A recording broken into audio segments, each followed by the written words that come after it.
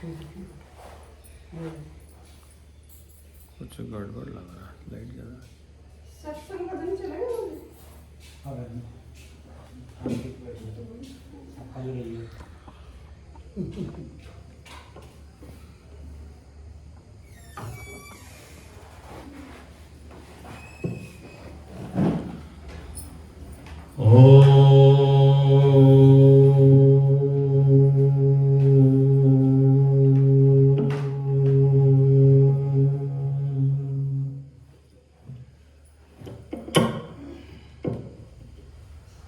ॐ पूर्णमदः पूर्णमिदं पूर्णात् पूर्णमुच्यते पूर्णस्य पूर्णमादाय पूर्णमेवावशिष्यते। ॐ सहनावतु सहनो भुनक्तु सह वीर्यं कर्वावहै तेजस्विनावधीतमस्तु मा विद्विषावहै। 2 मिनट मेरे साथ सब लोग कीर्तन बोलेंगे।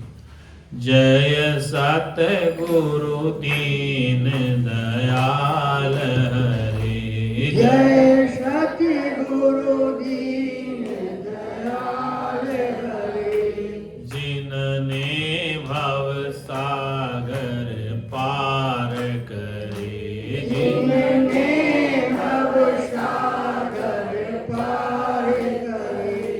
जब सुने ज्ञान के वचन भरे, जब सुने ज्ञान के वचन भरे, दुख देने वाले कष्ट टरे, दुख देने वाले कष्ट टरे। प्रेम से बोल सच्चिदानंद भगवान की जय, सत्य सनातन धर्म की जय, संत समाज की जय। हर हर महादेव। अर्चनीय वंदनीय उस परम पिता परमात्मा के चरण शरण में विराजमान समस्त संत वृंद भक्त वृंद भक्ति में माताएं बच्चे वालों, देखो कल सायंकाल की सत्संग की सभा में हमने आपको क्या समझा था, याद होगा? कल शाम की सभा में क्या सत्संग चला था? 3 तरह की सृष्टि का सृष्टि शाम को। और सृष्टि से पहले क्या बताया था? उसे साकार और निराकार के बारे में। सृष्टि से पहले बनाया था पंचीकरण। पंचीकरण 5 तत्वों से बना ये पिंजरा, 5 कर्मेंद्रिय 5 ज्ञानेंद्रिय और 3 उसमें गुण हैं, चतुष्ट अंतःकरण, ये 36 प्रकार की प्रकृति। उससे निवारण उसी में रहते हैं, उसी के में खाते हैं, उसी में मौज लेते हैं। आज हम चर्चा करते हैं, सत्र का आज तीसरी मीटिंग है। कौन सी? तीसरी या चौथी? चौथी मीटिंग। तो चौथी मीटिंग क्या होना चाहिए? मीटिंग से मतलब नहीं, आप सब पुराने लोग हैं, समझो कि संसार में सुख सभी को चाहिए। चींटी से लेकर ब्रह्मा तक सब सुख के गुलाम है। गुरु जी कहा करते भगवान भी सुख का गुलाम है, अगर सुख मिल जाएगा तो वहां से वो हिलेगा ही नहीं। भगवान भी सुख का गुलाम, सुख मिल जाएगा तो भगवान वहीं ठहर जाएगा। कहने का तात्पर्य है कि सुख 2 प्रकार का बताया है शास्त्र में। एक सुख टेम्परेरी है, एक परमानेंट। टेम्परेरी सुख आपको संसार के वस्तु पदार्थों से बाहर से मिलता है। सुख से पति से, पिता से, पत्नी से, पुत्र से, भोजन से, मित्र से, सखा से, चाचा ताऊ से, ये सुख जो मिलता है बाहर वाला, ये सुख मिलता है, इसमें कोई द्वारा नहीं, लेकिन उनसे दुख भी तो मिलता है। पति से सुख मिलता है, जब झगड़ा हो तो दुख मिलता है। बच्चों से सुख मिलता है, झगड़ा दुख मिलता है। तो सुख दुख बाहर से मिलते हैं। सुख और दुख संसार में बाहर से प्राप्त होते हैं। और सुख भी सदा नहीं देता और दुख भी सदा, ये हर बार बदलते हैं। एक दृष्टांत देता हूँ कि किसी घर में बिटिया की शादी नहीं हो रही, तो घर वाले बड़े परेशान कि कैसे बच्चे का रिश्ता हो जाए, तो दुखी है। और बच्चे का रिश्ता अच्छा हो गया तो वो बहुत सुखी है, सुख मिल गया। और 2-3 साल तक बच्चे की संतान ना हो, अब क्या हो, माता पिता को पूछ उस बात की कि किसी बच्चे के संतान पैदा ना हो, तो पहले तो सुखी थे शादी करके, क्या करके, पहले शादी नहीं तो दुख था, अब शादी हो तो सुख मिल गया। और शादी के 2-3 साल गुजर गए, अब कोई संतान नहीं तो फिर दुख हो गया। क्या हो गया, हो गया ना। और फिर चलो संतान हो गई तो लड़का नहीं हो लड़की होगी तो दुख हो गया, लड़का हो नहीं हो लड़की होगी तो फिर अंदर खुशक है। मतलब मैं किसी माता बहन की बुराई नहीं कर रहा हूं, माताएं भी अपने वंश को नहीं बढ़ाना चाहती, हर माताएं चाहती है लड़का ही हो, वो भी अपनी वंशावली नहीं बढ़ाना चाहता। लोकी में लोकी पैदा होती है, तरबूज नहीं लगता उसमें, लेकिन मनुष्य शरीर में ही माता से पुरुष पैदा होता है, माता से कन्या पैदा होती है, लेकिन माता ही कन्या का विरोध करती है, खुद भी यही चाहती है कि लड़की न हो लड़का ही। पता नहीं लड़कियों में से क्या गुस्सा पड़ा, परमात्मा ने लड़कियों का दिमाग बहुत तेज बताया, लेकिन उसका उपयोग हो, बुद्धि तो सबको दी है भगवान ने, अब उसका यूज कैसे किया जाए। तो ये भी हमारी माता बहनों की सोच गलत है, मैं इसका अनादर करता हूं कि ऐसा नहीं सोचना चाहिए। जो ताकत आप बच्चे के लिए लगाते हो उतनी ही ताकत बच्ची को बढ़ाने लगाओ। देखो इंदिरा गांधी किसी की बेटी थी, किरण बेदी किसी की बेटी, ऋतम्बरा दीदी भी किसी की बेटी है, ये भी तो किसी की बेटी है। तो इसलिए ये मत भाव होना चाहिए कि कन्याएं कुछ नहीं कर सकती, ये हमारा सोच भारतीय संस्कृति बहुत गलत है। और ये सोच भी ठीक है नहीं कि लड़का कुछ कर ले, ऐसा नहीं। कंस भी तो किसी का बेटा था, कंस भी तो किसी का बेटा था, नहीं था, जरासंध भी किसी का बेटा था। तो ऐसा नहीं है कि लड़के अच्छा काम करते हैं, लड़के अच्छा नहीं कर सकते, लड़के भी अच्छा कर सकते हैं और लड़के भी अच्छा कर सकते, बशर्ते कि उसके संस्कार आप वो कैसे लेके आए। हमने कल कहा संस्कार माता पिता के भी नहीं होते, दादा नानी के भी नहीं होते, पता नहीं कितनी पीढ़ी का पहले वो बालक संस्कार लेके आया। कई बार आप सोचते हैं, मैंने कई बार दृष्टांत दिया आपको, कि कुछ बच्चे आपके परिवार में ऐसे आ जाएं, आप सोचते हैं न तो मेरे पिताजी ऐसे थे, न मैं खुद ऐसे था, न दादा थे, न नानी, आपको 2-3 पीढ़ी का याद है बस, और परंपरा हजारों पीढ़ी चलती आई। भाई आप यहाँ बैठे हैं तो आप अपने 2 पीढ़ियों को 3 पीढ़ियों को जानते हो, इससे ज्यादा रिकॉर्ड नहीं मिलता, 4 पीढ़ी। लेकिन 6ठी 5वीं 7वीं 10वीं पीढ़ी पहले कोई आपका वंश में था, उसके संस्कार कैसे रहे होंगे, वो चलता है परंपरा। अब वो संस्कार आगे इसमें हो रही, न दादा था इसका, न नाना था, न पिता, न मामा, ये ऐसे कैसे हो गया, ये तो भाई कुछ गड़बड़। गड़बड़ क्या है, पुरानी संस्कृति में 100-200 300 वर्ष 400 वर्ष पहले आपकी ही पीढ़ी में ऐसा कोई था, वो संस्कार लेके सामने खड़ा हो गया, अब तुम अपने को पीट रहे हो। इसलिए इस बात को क्लियर करो कि अगर बच्चा आपका आज्ञाकारी नहीं है, आपके अनुकूल नहीं है, माँ के अनुकूल नहीं, पिता के अनुकूल नहीं है, दादा के अनुकूल नहीं है, नाना के अनुकूल, तो कहीं ना कहीं किसी पीढ़ी में रहा हो। क्या रहा है, किसी पीढ़ी में रहा है।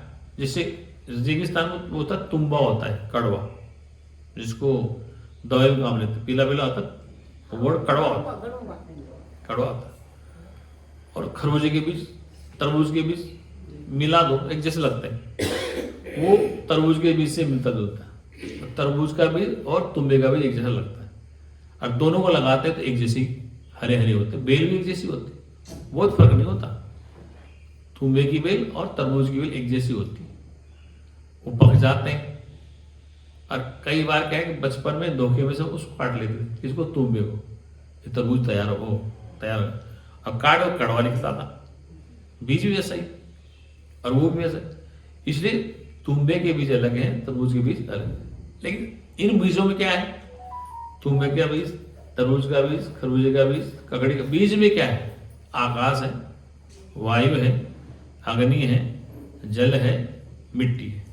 अगर ये चीज ना हो तो न तुम्बा बने, न तरबूज बने, न ककड़ी, न खीरा, कुछ नहीं बनेगा। बीज में क्या है, भजन में कहा महाराज ने, बीज माई अंकुर तृषा का फूल पत्र सब छाया है, सतगुरु ने अलग लगा। इस बीज में ही है, इसी बीज में पेड़ है, इसी में पत्ते हैं, इसी में फूल है, इसी में फल है। जैसे उदाहरण के लिए आपने खेत में तरबूज लगाए, या आपने खरबूजा लगाया, ककड़ी लगाई, करेला लगाया, टिंडे लगाए। अब आपने लगाए तो बीज थे, क्या थे? बीज बोए थे किसान, हर बीज होता है। टिंडे के बीज होता है, टिंडा थोड़ी होता है। तरबूज के बीज होता है, तरबूज का पूरा थोड़ी। अब बोया तो बीज था उसने, तरबूज का, ककड़ी का, खीरे का, करेले का। अब वो बीज से क्या बना? पौधा बना, पौधे से फिर फूल बना, फूल से फिर वापस फल बना, और फल में फिर वापस बीज में घुस गया। क्या हो गया? बीज से बीज की यात्रा प्रारंभ हो गई। बीज ही बोया करेले का, तरबूज का, और उससे पौधा बना, पत्ते बने, बेल बनी, फूल बने, और फिर फल आ गया, और फल में फिर बीज आ गया। क्या गया? तो अब प्रक्रिया चल रही, उस बीज में ही है, उसमें पत्ते हैं, उसमें शाखाएं हैं, उसमें फूल भी है, उसमें फल भी है, उस बीज में सब। अब बीज को यदि पानी न मिले, धूप न मिले, खाद न मिले, मिट्टी न उपजाओ, तो वो बीज फलेगा नहीं। अब उसके संस्कार किसके साथ? जैसे मानो कि कोई व्यक्ति बहुत भयंकर खूंखार डाकू बन गया, जिसे अंगुलीमाल को कहते थे, वाल्मीकि जी को कहते थे वो डाकू थे, कह दिया पंडितों ने कि डाकू थी वाल्मीकि ऋषि, रत्नाकर डाकू नाम से प्रसिद्ध थे। अब वो एकदम से कैसे बदले? अंगुलीमाल डाकू भगवान बुद्ध के पास पहुंच गया। बुद्ध भगवान जंगल में यात्रा कर रहे थे, तो आसपास के जंगल में उनके पड़ोसी गांव वाले बड़े भयभीत थे। जब बुद्ध उधर जा रहा था, लोगों ने कहा, कहाँ जा रहे हो आप? इधर जा। क्यों? वहां अंगुलीमाल है। अंगुलीमाल? बोले महाराज वो खतरनाक आदमी, वो तो आदमी की अंगुली काटता है और काट के ऐसे माला बना के जंगल में लगा देता, खतरनाक आदमी, आपको मार देगा। अच्छा, बोले मैं उधर जाता हूँ। तो बुद्ध वहां गया, वो खतरनाक प्राणी, और वो इतना खतरनाक आदमी को पकड़ के देख तुरंत ही काट दिया। उन्हें देखा, वो आए एकदम से जोर से चीखा, हे बुद्ध, तो दिखता नहीं है, कहाँ जा रहा तो डरने लग रहा, एकदम चीखा, मैं काट के फेंक दूंगा, वो कर दूंगा। बुद्ध शांत रहा, बिल्कुल बहुत शांत, और वो चिल्लाता रहा, काटने को गया, मारने को। लेकिन बुद्ध ने कहा, आप क्यों परेशान हो रहे हो? आप क्यों? वो पीड़ित था, दुखी था। आदमी मार काट कब करता है? आत्महत्या कब करता है? वो परेशान है। तो बुद्ध ने कहा, तुम शांत हो जाओ, तुम शांत हो जाओ, ये रास्ता नहीं है तुम्हारे लिए, ये रास्ता तेरे नहीं। इस रास्ते से तुझे पता है, तुझे पीड़ा है, कष्ट है, तू बदले की भावना में जी रहा, किया किसी और ने तेरे साथ, और सबको वैसा समझता। ये तुम शांत हो जाओ, शांत हो जाओ। तो भगवान बुद्ध ने अंगुलीमाल को मारा नहीं था, उसको बदल दिया था, उसको अंदर से बदला। किसको? भगवान बुद्ध ने अंगुलीमाल को अंदर से बदला था। राम ने रावण को मारा था, बदला नहीं। राम ने रावण को मारा था, बदला नहीं था। तो बुद्ध ने उसको मारा नहीं, अंगुलीमाल को बदल दिया वाणी के द्वारा, अंदर से। इसलिए जितने दुनिया के खुरापाती लोग हैं, शराबी हो, जुआरी हो, डाकू, कैसा हो, ये हमेशा संत के पास आकर के बदलते हैं। इनका हृदय बदल जाता है वाणी के द्वारा। पीटोगे, मारोगे तो वो ज्यादा आक्रांत हो जाएगा। इसलिए शास्त्र कहते हैं कि सत्संग में वो ताकत है, कितना बड़ा अपराधी हो, अंगुलीमाल, सजन कसाई, अजामिल, गणिका, ये प्रमाण है भागवत, ये भागवत के प्रमाण। अजामिल, सजन कसाई, गणिका, ये सब बदले सत्संग से, इनका हृदय परिवर्तन हुआ। लेकिन सत्संग में वो ताकत है कि आदमी कुछ भी करता हो, डकैती मारता हो, जुआ खेलता हो, शराब पीता हो, व्यभिचार करता हो, तो उसको तुम मारोगे तो विरोध करेगा, आपके सामने खड़ा हो जाएगा। इसलिए शास्त्रों में एक उपाय है कि इस मन का ऑपरेशन सत्संग से हो सकता है। लेकिन सत्संग के द्वारा उनके हृदय को बदला जाता है। आप किसी को कह के, एक बार मैं कहीं सत्संग करता था, तो वो गांव मेरे लिए पुराना था, गुरुजी वहां जाया करते थे। तो सत्र मेरा लग रहा था मंदिर में, तो सत्संग में एक नया व्यक्ति आता था। तो नया व्यक्ति आता था तो सत्संग सुनने के लिए दूर बैठता था, अपना आसन लेके आता था, और प्रसाद के समय मेरे पास आता नहीं था, न प्रसाद लेता था, न प्रणाम करता था। तो जो जितने मेरे पुराने शिष्य थे, उनको बड़ी पीड़ा होती थी। बोले, महाराज, ये व्यक्ति बड़ा अहंकारी, न तो आपसे प्रसाद लेता है, न आपको प्रणाम करता है, ये तो बड़ा अहंकारी। ये तुम्हें दिक्कत क्या हो रही? तुम्हें दिक्कत क्या हो रही? वो सत्संग सुन रहा है, वो पढ़ा लिखा भी है, अच्छी संस्थाओं में रहा भी है, तो तुम्हें दिक्कत क्या है? क्या है? ये तो मानव पानी, सही बात। लेकिन वो सुनेगा समझेगा तब वो बदलेगा। जब बदलेगा। पूरा सत्र हो गया, पूरा सत्र हो गया, वो व्यक्ति मेरे पास आया नहीं, न प्रसाद, कोई बात नहीं। देव योग से 6 महीने बाद फिर दोबारा सत्र लगने लगा। देव योग से उसी गांव में दोबारा सत्र मेरा लगने लगा। फिर वो आया। फिर वो मेरे जो भगत थे उनमें जाने लग गया। और फिर जब दोबारा वहां पहुंचे सत्संग करने के लिए, तो जैसे ये माता पुरानी, ये माता पुरानी, इनके साथ वो आ गया। अब जब उन्होंने प्रणाम किया, उसने प्रणाम कर लिया, और जो विरोध कर रहा था उससे कहा, देखा ना बदल गया नहीं। फिर उसने पूरा सत्र सुना। क्या सुना? सत्र सुना, और सत्र सुन के अमल किया अपने जीवन में, पढ़ा लिखा होकर। तो कहने का तात्पर्य जबरदस्ती किसी पैर भी नहीं छुआ सकते। संतों की बात है करो, ये मुझे प्रणाम नहीं किया, इसे मुझे पैर, अरे भैया उसके लिए तुम अपने आप में धैर्य रखो। वो अपने जबरदस्ती पैर नहीं छुएगा। ठीक है। आपके अंदर गुण होंगे, विनम्रता होगी, तो वो अपने आप ही प्रणाम करेगा। आप कहने की जरूरत नहीं पड़ेगी। सही बात। बिल्कुल। इसलिए कैसा भी व्यक्ति हो दान नहीं देता मत दो, लेकिन उसको सुना तो कभी तो वो बदलेगा, कभी तो दानी बनेगा, कभी तो विनम्र बनेगा। लेकिन करत करत अभ्यास के जड़ बुद्धि होत सुधा। अभ्यास करते करते जड़ बुद्धि भी क्या हो जाती? चतुर सुधा हो जाती। लेकिन कैसा ही व्यक्ति हो संसार में, आप ही अपेक्षा मत रखो। हम कई बार संतों में बाहर जाते हैं, प्रवचन करने जाते हैं, वैसे जाते हैं, अब उनकी संगत आती है। वो संगत हमें तो नहीं जानती, तो उन्हीं को जानती नहीं गुरु, तो उन्हीं को प्रणाम करते हैं, हमें नहीं करते, तो हमें बुरा लगना चाहिए। भाई वो उन्हीं के पास आते हैं, उन्हीं को गुरु मानते हैं, वो अलग ही संत होने के लिए हमें प्रणाम करते, क्या दिक्कत है? अन्य करते क्या हमारी पूछ कट गई, या मूछ कमजोर हो गई, या मूछ नीची होगी, तो ये जो भावना ये दुख का कारण बन जाती है। भाई वो तो बड़ ले शर्म आगे बड़ी बड़ी संस्थाओं के, तो उनके भगत आएंगे तो प्रणाम करेंगे, और हम बैठे वहां पर, हमें नहीं करता, हमें फील नहीं होना चाहिए। हमें फील होना, हम 10 मिनट के लिए, 1 घंटे के लिए क्या दिक्कत आ रही है हमारे, लेकिन तुम तो हमें तुरंत ही प्रणाम कर दीजिए, ऐसा संभव नहीं है दुनिया में। जैसे मान लो कि आप हमसे जुड़े हैं, हम बैठे तो आप पहले प्रणाम हमें करेंगे, फिर वो संतों करेंगे। अब जरूरी सभी को आप प्रणाम करते, तो वो जो जैसे उस दिन आचार्य आए थे, वो अब जरूरी आप उसको प्रणाम कर लो, तो वो इस बात को फील करेंगे यार मुझे प्रणाम नहीं कर लो। तो ये सोच ठीक नहीं, क्योंकि वो आपको अभी जानते ही नहीं, आपका परिचय नहीं। इसलिए सत्संग से हृदय बदलता है, आदमी का चरण नहीं बदलता। सत्संग में वो ताकत है कि आपका अंतःकरण परिवर्तित करता है। इसलिए अंतःकरण परिवर्तित होगा, चेंज होगा भावनाओं से। भाव का भूखा भाव के सार है, और भाव से बचते भाव से बेड़ा। भाव ने कीमत कि आप किस कीमत से सत्संग सुन रहे हैं, किस कीमत से आप चर्चा कर रहे हैं, और वो भाव आपके अंदर ऑटोमेटिक आएंगे। आपको पता होना चाहिए, एक वो कर्नल ब्रिगेडियर की बहन आती थी, कैप्टन की बहन, सूद की बहन, वो रानी, वो वास्तव में खानदानी रानी थी, पहाड़ की थी। गुरु जी की मूर्ति स्थापना हुई थी, तो वो आई थी पहले एक बार मेरे पास, दिल्ली गए थे, तो उसने कहा स्वामी जी मैं थक गई, मैं रथ में बैठूं। अब उसे मना करें क्या करें, ये तो कुसुम आ गई बच्चे को लेकर, वो तेरी बेटी को, महाराज मैं भी रथ में बैठूं, ये तो कविता आ गई। मैं कहा ऐसा करो तुम आगे सब बैठ जाओ, मैं किसी को मना करूंगा तो वो नाराज। अब रथ वाला वो घोड़े वाला आप जाने, तो वो सब बैठेगी मेरा, वो भी बैठेगी, बच्चे वो बैठे, अब छोटे छोटे बच्चे थे।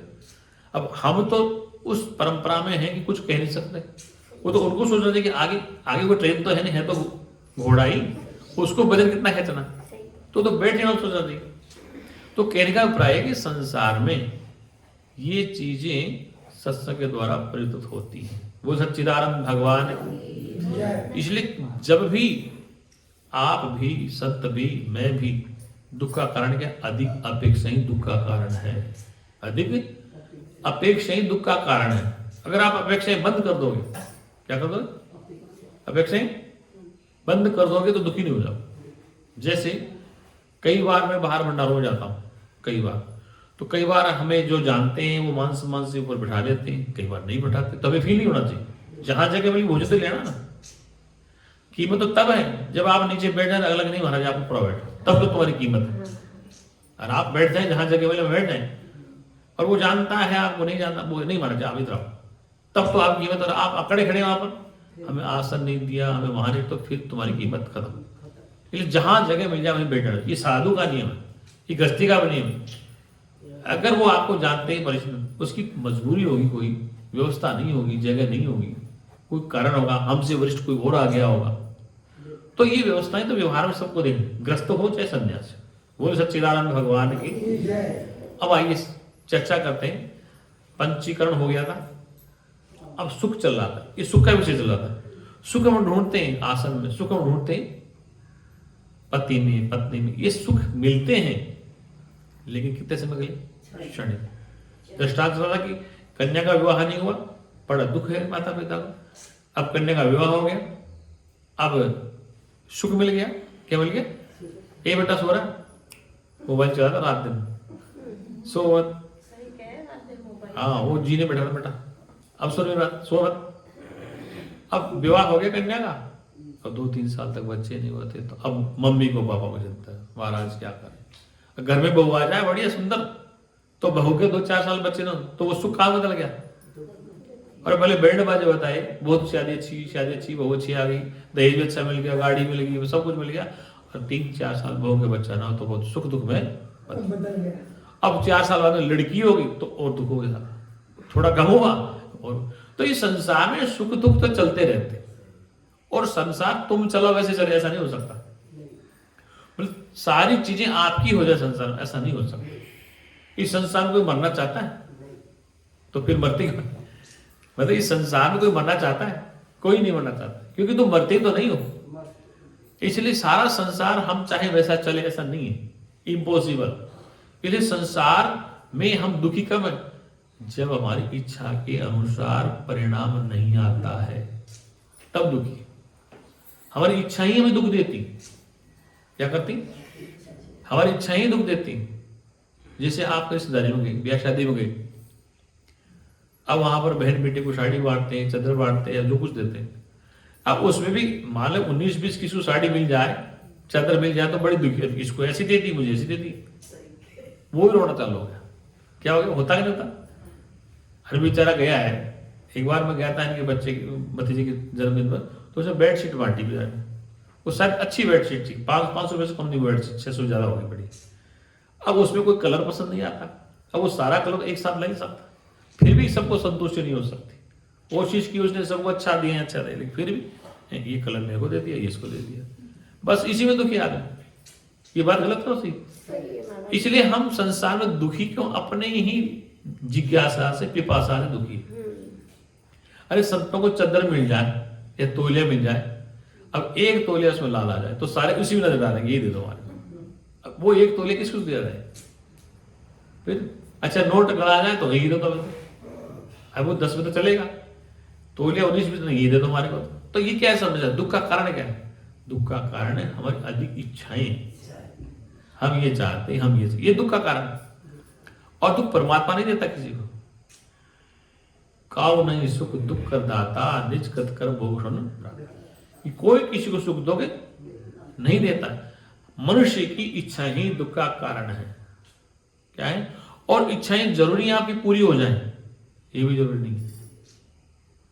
मरते दम तक इच्छाएं पूरी नहीं होती हैं, लेकिन इच्छाओं को कभी पूरा नहीं करना। इच्छाओं को छोड़ दो, स्वतः मिलेगा आपको। क्या मिलेगा? भागना छोड़ दो। आप परछाई को पकड़ रहे हैं, क्या कर रहे हैं? परछाई को दौड़ रहे हैं और पकड़ना चाहते हैं, तो परछाई कैसे पकड़ जाए? तुम दौड़ो, तुम्हारी परछाई दौड़ो।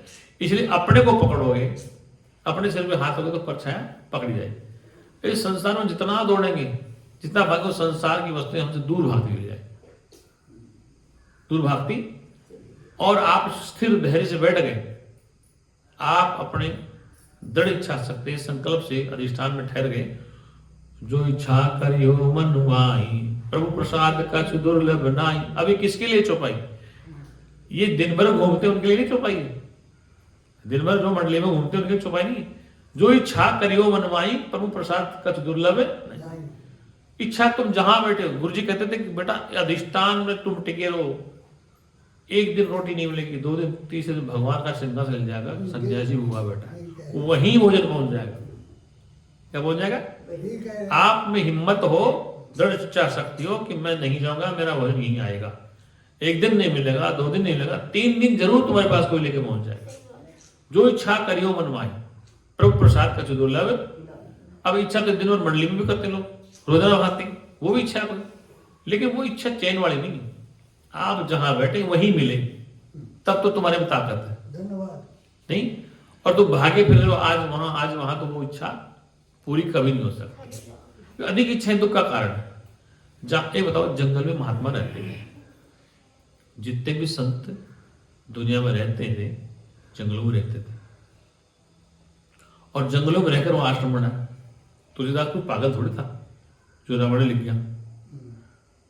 तुलसीदास कहते हैं, मुद मंगलमय संत समाजु, जो जग जंगम तीरथ राजू, राम भक्ति जह सुर सरि धारा, और सरसई ब्रह्म विचार प्रचारा। ये संतों का समाज घूमता फिरता प्रयागराज तीर्थ है। ये मुद मंगल में सर से ब्रह्म विचार प्रचार, कि वहां पर ज्ञान गंगा जी बहती, सर से ही ब्रह्म विचार प्रचार। इस ब्रह्म के ऊपर जो पर्दा आ गया उसको हटा दिया जाता है। अब दूर मत जाओ, श्री माधव में बड़े महाराज जी आज तक नहीं गए थे। विचार किया था उनको बुलाने का, फिर वो बीमार हो गए। जोधपुर तो गए कई सालों तक, श्री माधव नहीं गए थे। अब वो महाराज जी वहां जाके इन्होंने वहां चिमटा काटा श्री माधोपुर में, तो वहां कोई भंडारे भी चलते, न कोई मंडली चलती, न कोई भंडारे चलते, न कोई मंडली चलती। तो उन्हें संकल्प शक्ति से 20-25 साल व्रत की, और वो तीर्थ बन गया। आज वहां यात्री भी आते हैं, भक्त भी आते हैं, आश्रम बन गया। आप सब जाए वहां पर मूर्ति गुरु। तो संकल्प शक्ति दृढ़ होती संत की। वो जहां जंगल में बैठ जाए, बस उसका एक ही लक्ष्य है कि जहां वो बैठ जाए सत्संग की चर्चा चालू कर दे। वो संत भूखा नहीं मर सकता कभी भी। और जैसे सत्संग चालू होगा, धीरे धीरे लोगों के पास आवाज, ये आकाशवाणी है, ये मोबाइल नेटवर्क अब चला है, ये मोबाइल, ये वाईफाई अब चला है, लेकिन इंटरनेट सेवा पहले है। जहां तुम बोलोगे वाणी, ये वाणी वायुमंडल में जाती है। हम जो बोल रहे हैं ये टावर पकड़ता है हमारे, ऐसे आपके अंतर की तरंगे बाहर निकलती, तो आसपास के लोग उसको सुनते हैं और सुनकर वो आते हैं। इसलिए संकल्प शक्ति दृढ़ होती है। कहीं बियाबान जंगल में संत बैठ जाते हैं, जितने संत देंगे आपने जंगलों में रहते हैं, वही सत्संग करते हैं। और जब आश्रम बन जाता है तब भ्रमण भी करते हैं। तो कहने का तात्पर्य उसमें सत्संग में वो ताकत है, जहां वो बैठ जाए महात्मा, वहीं पर सब लोग उसके पास, सब जो वो चाहता वो हो जाएगा। बोले सच्चिदानंद भगवान। इसलिए सुख संसार में बाहर से मिलता है, दुख भी बाहर से। संसार की वस्तुओं से टेम्परेरी सुख, और संसार की वस्तुओं से टेम्परेरी दुख मिलता है। दुख भी सदा नहीं रहता और सुख भी सदा। अब आइए, आनंद क्या है?